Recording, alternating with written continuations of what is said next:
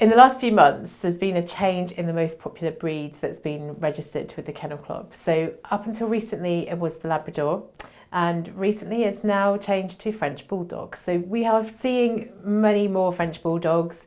But with that, we're also seeing other brachycephalic breeds. So brachycephalics are the short-nosed, squash-faced dog breeds. So we're talking about the French Bulldogs, talking about Pugs, Bulldogs, Chihuahuas to a certain extent. Even medium-sized nose breeds have similar problems to these short-nosed breeds. And the problems we're having with them are mainly upper respiratory. And the problem is that they don't have enough space in their mouth. So they're getting dental disease, but they're getting respiratory issues as well.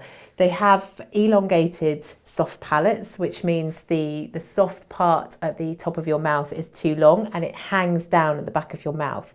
So whenever you eat or whenever you breathe, it's getting in the way, and that can cause respiratory problems. They also have thickening or pockets around the back of their throat that means that there's not enough space back there. Again, when they breathe, they can't, especially when they're excited, they can't get enough oxygen in because there's just not enough space back there. They can have episodes of collapse or respiratory distress because they can't get enough oxygen when they need it when they're excitable.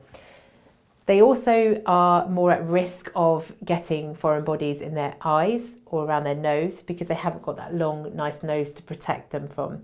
When they're out and about and they're snuffling around in hedges or undergrowth, then seeds or thorns, anything like that, have easier access to get into the eyelid, cause foreign body problems and infections. Same with their ears. They're closer to wherever they are when they're investigating under bushes and that kind of thing. So they are more prone to getting ear infections because of that as well. Dental disease we see quite commonly in these short-nosed breeds because all their teeth are quite squashed in. They sometimes don't grow properly. They can have tooth root problems. They can get food trapped between the teeth that can then lead on to infections. They do need to exercise, but they often can't exercise as well as they should because of their breathing difficulties. So the knock-on effect to that is that a lot of them become overweight, and then we get all the overweight problems, heart disease, arthritis, anal gland problems.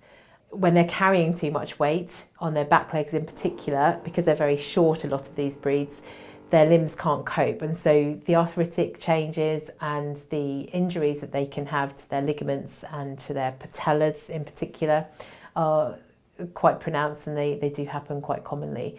So lots of things that happen in these shorter nose breeds that we don't see as much. We do still see them in the larger breeds and the longer nose breeds, but they're far more common in these brachycephalics.